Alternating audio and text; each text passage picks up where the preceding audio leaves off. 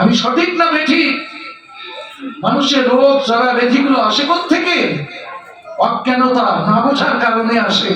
নিজকে নিজে ধ্বংস করো, তোমার কি হবে? এই যে করোনা ভাইরাস হয়ে গেল না, করোনা ভাইরাস আসলে তো সে মরে যাবে, কিন্তু সরকার লকডাউনের পরে লকডাউন দিল, করোনা ভাইরাস বন্ধ করতে পারছিল?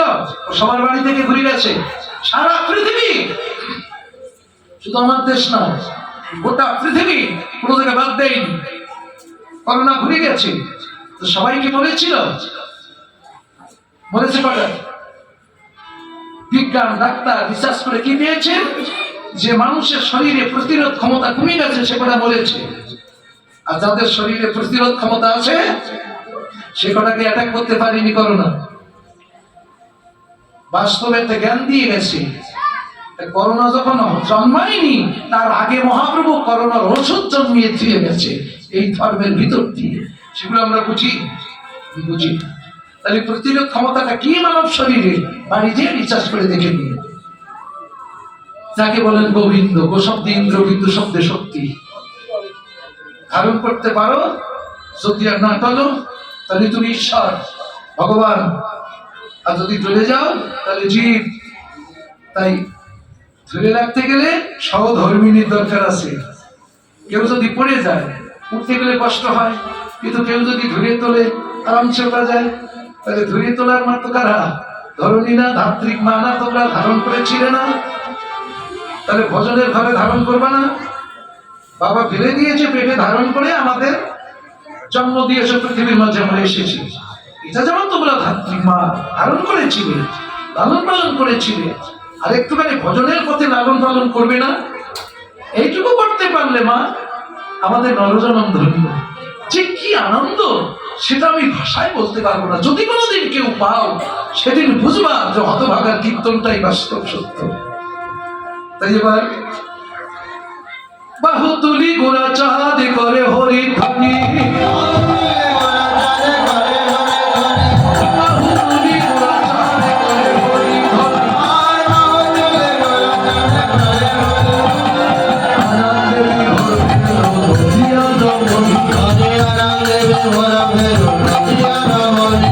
আনন্দ ধরে না,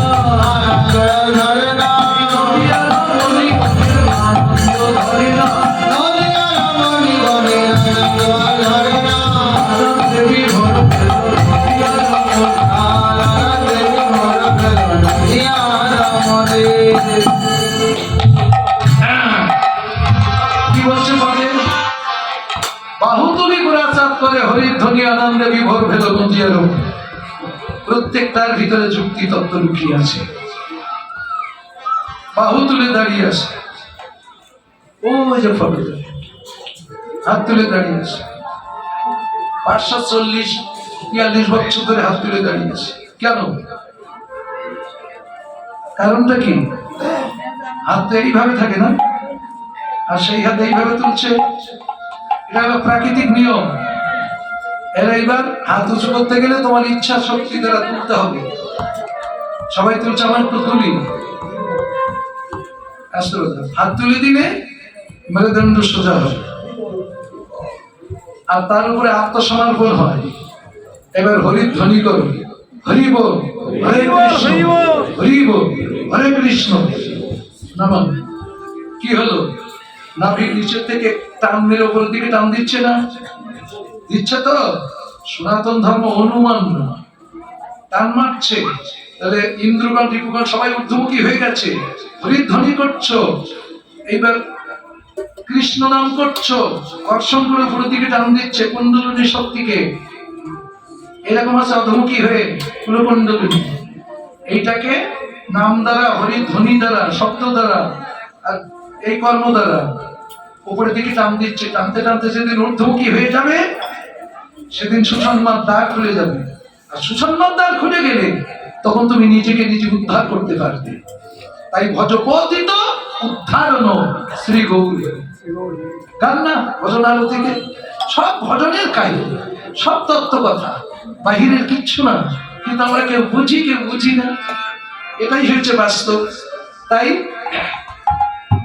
হাত উঁচু করছে, এই নিম্ন গতি থেকে যে ঊর্ধ্বগতি করতে পারবে, আর এমন একটা পুরুষ যে রমণী পাবে, তার পূর্ণ আনন্দ লাভ হবে এবং তার নারী জন্ম ধন্য হবে।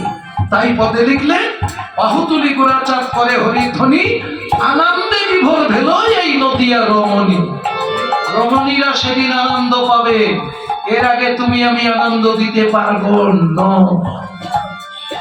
কেননা ওর ক্ষুধা হলো 5 কিলো চাউলের ভাত খেতে পারে, কিন্তু তুমি আমি 200-300 গ্রামের চাউলের ভাত নিয়ে দেই, অধিকার পেট ভরে। কিন্তু এই জায়গায় তো বলা, ও মুখে বলতে পারে না, ও বুক ফেটে বলে কিন্তু মুখ ফাটে না। ফাটিয়ে যাচ্ছে কীর্তন, ধর্মের পথ দিয়ে জগৎকে দেখিয়ে যাচ্ছে। আর সনাতন ধর্ম অনুমান কিছু না, সবই বর্তমান।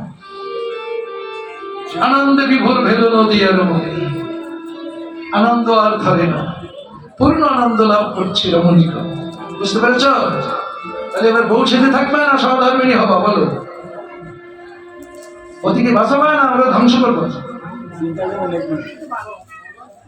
তাহলে পতিকে বাঁচানোর চেষ্টা করো। কেন?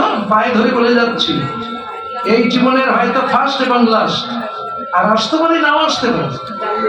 কেননা সব মাল সব দোকানে থাকে না, দোকান বহুত আছে, এক এক দোকানে এক এক রকম মাল। এই দোকানে যা আছে অন্য দোকানের চেয়ে বেশি আছে, কম আছে, একই রকম পাবেন। এই কথাগুলো কানে ধরে রেখো। হতভাগা কি বলে গেল, সব নিজেদের বাস্তবে, অনুমানে নয়। স্বামীকে আর যেন মেরো না, ওকে বাঁচিয়ে রাখার চেষ্টা করো। স্বামী মরে গেলে বিধবা হয় না, সাদা সিঁদুর যেমন মুছে যায় না, ওরকম মরা প্রত্যেক দিন মরে। যেমন বেহুলার স্বামী মরেছিল কোথায়, একটু রেফারেন্স না টানলে হয়। বেহুলার স্বামী কোথায় মরেছিল? বাসর ঘরে না? আর তোমাদের বাসর ঘরে পাশে একটা সব মরে না? ধরি টাকার নাম ধর্ম, পতনে মরণ। এবার বলবা পৌর সত্তা ধরে রাখতে পারলে ধর্ম, পতন হয়ে গেলে মরণ। এটা আমার কথা না, সবই শাস্ত্রের কথা। তাহলে মরে না পতি? এই মরার পর থেকে পতিকে বাঁচাতে পারলে তোমার সতীত্ব রক্ষা হবে, তুমি সতী হবে। আর নইলে সারা জীবন সতী সেজে যাবা, মন থেকে সতী হতে পারবে না। ঠিক আছে? ব্যাস।